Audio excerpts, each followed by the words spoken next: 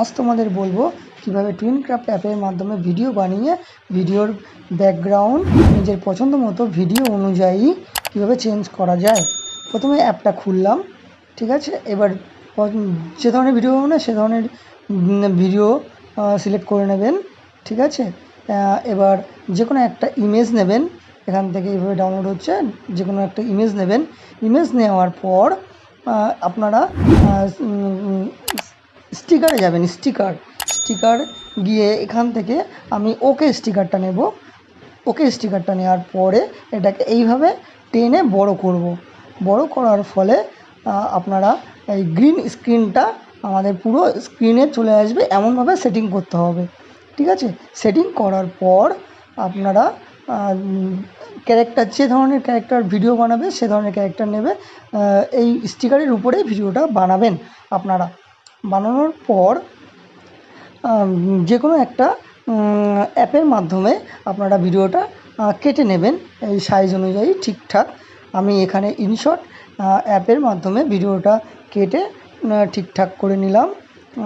দেখুন এবার আমার ভিডিওটা আসবে। ভিডিওটা বানানোর পরে আমি ইনশটটাকে এইভাবে কেটে নিয়েছি, ঠিক করে নিয়েছি।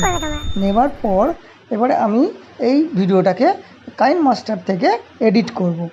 আপনারা অন্য কোনো যে কোনো অ্যাপের মাধ্যমে ঠিক করতে পারেন, আমি কাইনমাস্টার দিয়ে করছি। প্রথমে কাইনমাস্টারটা খুলব, ক্রিয়েট নিউয়ে ক্লিক করবেন। ক্লিক করার পর এখানে যে ধরনের স্ক্রিন ব্যবহার করবেন সে ধরনের স্ক্রিন নিয়ে সিলেক্ট করে নেবেন। নেবার পর আপনারা এখানে যে ব্যাকগ্রাউন্ডটা দেবেন সেই ব্যাকগ্রাউন্ডের ছবি প্রথমে ডাউনলোড করে নেবেন নেট থেকে, গুগল থেকে। নেওয়ার পর ছবিটা এখানে এইভাবে টানবো। এবার ছবিটা নিয়ে নিলাম। নেওয়ার পরে আপনার ভিডিওর লেন্থ অনুযায়ী আপনারা ছবিটাকে এইভাবে টেনে ঠিক করে নেবেন আপনার ভিডিও সাইজ অনুযায়ী। এবার এখান থেকে এইভাবে ভিডিওটা আমি এখানে নিয়ে আসবো।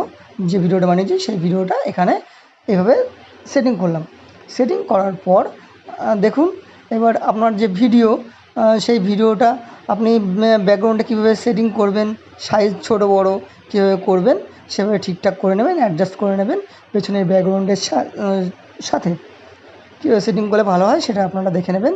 নেওয়ার পর এবার আপনারা কি করবেন, এই এই আপনার ডান সাইডে যে অনেকগুলো লেখা আছে নিচের দিকে আসবেন। নিচের দিকে আসার পরে দেখবেন এখানে ক্রোমা কি বলে একটা অপশান আছে। এই ক্রোমা কি অপশানে চিপবেন, চেপার পরে এটাকে অন করে দেবেন। দেখবেন এই পেছনের গ্রিন স্ক্রিনটা আসে অটোমেটিক ডিলিট হয়ে গেছে। ডিলিট হওয়ার পর এভাবে আপনারা ভিডিওটা চালিয়ে দেখে নেবেন যে আপনার ভিডিওটা ঠিক আছে কিনা। ঠিক আছে, ভিডিওটা ভালো লাগলে লাইক, কমেন্ট অ্যান্ড শেয়ার করবেন এবং সাবস্ক্রাইব করে দেবেন।